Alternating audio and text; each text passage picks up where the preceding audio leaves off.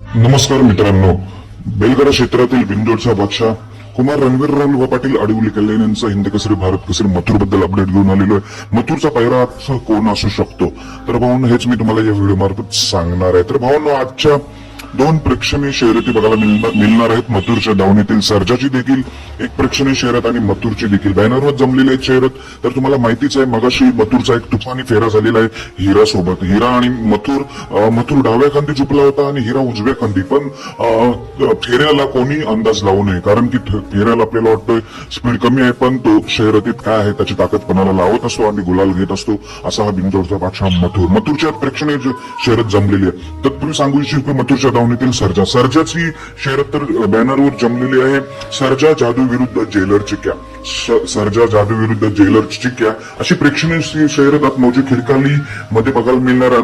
ही शर्यत देखील एक टॉपचीच आहे.